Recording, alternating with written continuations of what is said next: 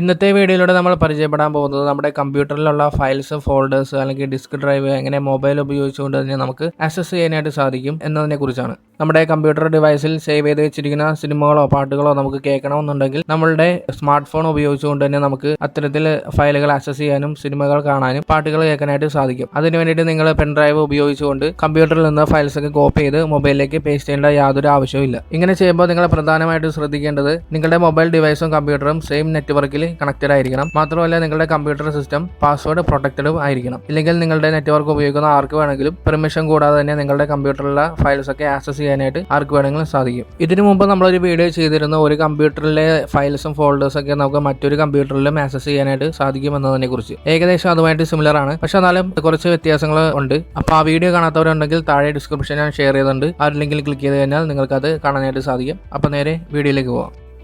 First of all നിങ്ങളുടെ കമ്പ്യൂട്ടറിൽ കയറിയിട്ട് ഏത് ഫയലാണോ അല്ലെങ്കിൽ ഫോൾഡറാണോ നിങ്ങൾക്ക് ഷെയർ ചെയ്യേണ്ടത് ആ ഒരു ഫോൾഡർ സെലക്ട് ചെയ്യുക. ഞാനിപ്പോൾ ഇവിടെ ഒരു ലോക്കൽ ഡിസ്ക് സി എന്ന് പറഞ്ഞൊരു ഫോൾഡർ മൊബൈലിലേക്ക് ഷെയർ ചെയ്യാനായിട്ട് പോവുകയാണ്. അവിടെ നിങ്ങൾ പ്രോപ്പർട്ടീസ് എടുക്കുക.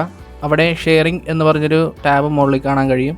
അവിടെ അഡ്വാൻസ്ഡ് ഷെയറിംഗ് എന്ന് പറഞ്ഞൊരു ഓപ്ഷൻ താഴെ ഉണ്ടാവും. അത് ക്ലിക്ക് ചെയ്യുക. ഇവിടെ നിങ്ങൾക്ക് പേര് വേണമെങ്കിൽ ആഡ് ചെയ്യാം. ഇഷ്ടമുള്ള പേര് നിങ്ങൾക്ക് ഈ ഒരു ഫോൾഡറിന് കൊടുക്കാം. അതിനുശേഷം limit the number of simultaneous users, എത്ര യൂസേഴ്സ് നിങ്ങൾക്ക് ഈ ഫോൾഡർ ആക്സസ് ചെയ്യാനാവും. അത് കഴിഞ്ഞ് നിങ്ങൾ പെർമിഷൻസ് ഇതുപോലെ സെറ്റ് ചെയ്ത് കൊടുക്കണം. ഇവിടെ 3 ഓപ്ഷൻസ് ഉണ്ട്. ഞാനിവിടെ ഫുൾ കൺട്രോളാണ് കൊടുത്തിരിക്കുന്നത്. ഓൾറെഡി ഞാൻ കൺട്രോൾ കൊടുത്തിട്ടുണ്ട്. ഓക്കെ അടിക്കുക. അതുകഴിഞ്ഞ് അപ്ലൈ അടിക്കുക, ക്ലോസ് ചെയ്യുക. അതുപോലെ തന്നെ നിങ്ങൾക്ക് ഡിസ്ക് ഡ്രൈവും ഇതുപോലെ തന്നെ ഷെയർ ചെയ്യാനായിട്ട് സാധിക്കും. ഏത് ഡിസ്ക് ഡ്രൈവാണോ നിങ്ങൾക്ക് ഷെയർ ചെയ്യേണ്ടത് അതിൻ്റെ പ്രോപ്പർട്ടീസ് എടുക്കുക, റൈറ്റ് ക്ലിക്ക് ചെയ്തിട്ട്. അതിനുശേഷം മുകളിൽ ഷെയറിംഗ് എന്ന് പറഞ്ഞൊരു ടാബ് ഉണ്ട്, അതെടുക്കുക. അഡ്വാൻസ് ഷെയറിംഗ് എടുക്കുക. പിന്നെ നിങ്ങൾക്ക് ഇഷ്ടമുള്ള പേര് നിങ്ങൾക്ക് ഇവിടെ കൊടുക്കാം. അത് കഴിഞ്ഞ് പെർമിഷൻസ് ഇതുപോലെ ആഡ് ചെയ്യുക. ഫുൾ കൺട്രോൾ അല്ലെങ്കിൽ റീഡ് മാത്രം മതിയെങ്കിൽ അത് കൊടുക്കുക. ഓക്കെ അടിക്കുക. ഇതിന് ശേഷം നിങ്ങളുടെ മൊബൈൽ എടുത്തതിന് ശേഷം പ്ലേ സ്റ്റോറിൽ cxfileexplorer എന്ന് പറഞ്ഞൊരു ആപ്ലിക്കേഷൻ ഇതുപോലെ ഇൻസ്റ്റാൾ ചെയ്യേണ്ടതായിട്ട് വരും. ഞാനിത് ഓൾറെഡി ഇൻസ്റ്റാൾ ചെയ്തിട്ടുണ്ട്. നമുക്കിതൊന്ന് ഓപ്പൺ ആക്കി നോക്കാം. അപ്പോൾ ഇതാണ് ഇതിൻ്റെ ഒരു ഇൻ്റർഫേസ്. നമുക്കിവിടെ താഴെയായിട്ട് 3 ടാബ് കാണാനായിട്ട് കഴിയും. ഇവിടെ ഒത്തിരി ഓപ്ഷൻസ് ഉണ്ട്. മെയിൻ സ്റ്റോറേജ് ഉണ്ട്.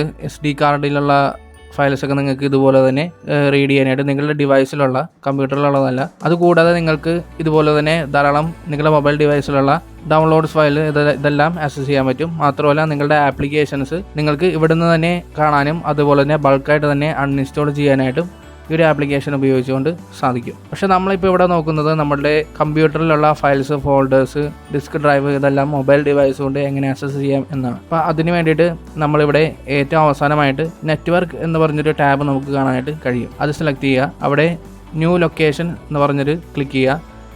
അവിടെ രണ്ടാമത്തെ ടാബ് റിമോട്ട് ക്ലിക്ക് ചെയ്യുക.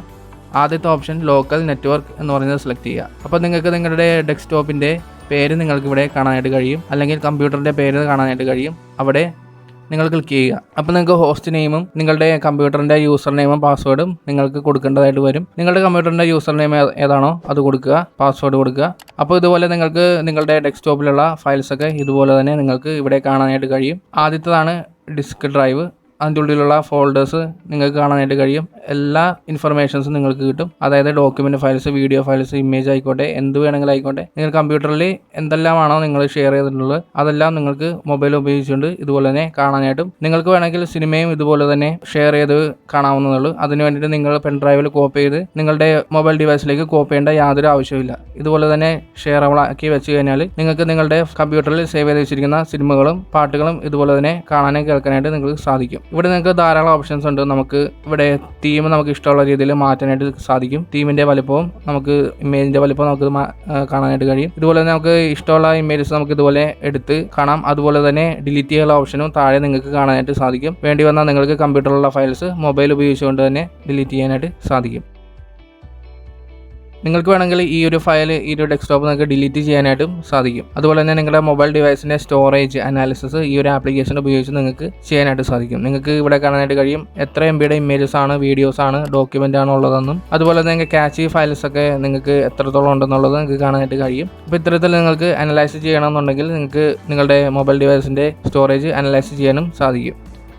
അതുപോലെ തന്നെ ഇവിടെ സെറ്റിങ്സ് എടുത്തു കഴിഞ്ഞിട്ടുണ്ടെങ്കിൽ നിങ്ങൾക്ക് ഇവിടെ ധാരാളം ഓപ്ഷൻസ് ഉണ്ട്. സ്റ്റോറേജ് ഫുള്ളാണ്, എത്ര % ആണ് നിങ്ങളുടെ മൊബൈൽ ഡിവൈസിൻ്റെ സ്റ്റോറേജ് യൂസ് ചെയ്തിരിക്കുന്നത്, അതുപോലെ തന്നെ എന്തെങ്കിലും ഫയൽസ് ഹൈഡ് ചെയ്യണമെങ്കിൽ അതും അതിനുള്ള ഓപ്ഷൻസും ഇവിടെ കൊടുത്തിട്ടുണ്ട്. അപ്പോൾ തീർച്ചയായിട്ടും നിങ്ങൾ ഈ ഒരു ആപ്ലിക്കേഷൻ ഉപയോഗിച്ച് നോക്കുക. ഈ ഒരു ആപ്ലിക്കേഷൻ ഉപയോഗിച്ചുകൊണ്ട് നിങ്ങൾക്ക് നിങ്ങളുടെ കമ്പ്യൂട്ടറിലുള്ള അത് ലാപ്പ് ആയിക്കോട്ടെ PC ആയിക്കോട്ടെ നിങ്ങൾ ഏതെങ്കിലും ഒരു ഫോൾഡറോ ഡിസ്ക് ഡ്രൈവോ ഷെയർ ചെയ്തിട്ടുണ്ടെങ്കിൽ തീർച്ചയായിട്ടും മൊബൈൽ ആപ്ലിക്കേഷൻ ഉപയോഗിച്ചുകൊണ്ട് ഇത്തരത്തിൽ നിങ്ങൾക്ക് ഫയൽസൊക്കെ ആക്സസ് ചെയ്യാനും നിങ്ങൾക്ക് ഇതുപോലെ കിട്ടും. അപ്പോൾ ഈ ഒരു ഇൻഫർമേഷൻ നിങ്ങൾക്ക് ഉപകാരപ്പെട്ടു എന്ന് വിചാരിക്കുന്നു. അപ്പോൾ മറ്റൊരു വീഡിയോ മറ്റൊരിക്കൽ കാണാം. വീഡിയോ ഉണ്ടായവർക്ക് നന്ദി. ബൈ.